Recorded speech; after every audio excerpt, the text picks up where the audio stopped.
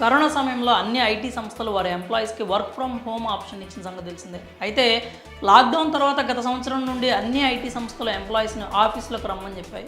అలా మొదట్లో హైబ్రిడ్ సిస్టమ్ని కొనసాగించిన సంస్థలు ఇప్పుడు పూర్తిగా ఆఫీసుల నుంచే వర్క్ చేయాలని ఆదేశాలు జారీ చేస్తున్నాయి. అయితే చాలా వరకు ఐటీ ఉద్యోగులు ఇంటి నుంచి వర్క్ చేయడానికి అలవాటు పడి ఇప్పుడు ఆఫీసులకు రమ్మంటే ఎవ్వరూ కదలట్లేదు. దీంతో ప్రముఖ దిగ్గజ ఐటీ సంస్థ అయినటువంటి టాటా కన్సల్టెన్సీ సర్వీసెస్ తమ ఉద్యోగులకు ఫైనల్ వార్నింగ్ ఇచ్చింది.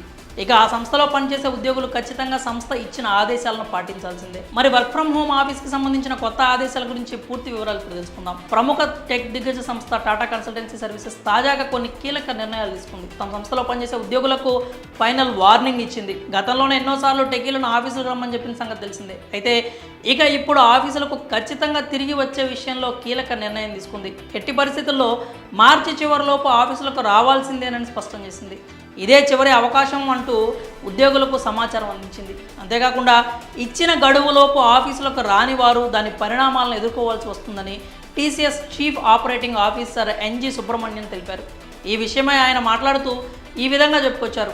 మేము సహనంతో ఉన్నాం, కానీ ఉద్యోగులు ఆఫీసులకు తిరిగి రావాలనే ఖచ్చితమైన నిర్ణయాన్ని తీసుకున్నాం. ఈ విషయంపై ఉద్యోగులకు ఫైనల్ వార్నింగ్ పంపించాం. దీనిని అనుసరించని వారు దాని పరిణామాలను ఎదుర్కోవాల్సి వస్తుంది. ఇంటి నుంచి పనిచేయడం అనేది ఉద్యోగులతో పాటు యాజమాన్యానికి హాని కలిగిస్తుంది. ప్రస్తుతం సైబర్ దాడులు జరుగుతున్న క్రమంలో సంస్థ ప్రమాదంలో పడే అవకాశం ఉంది.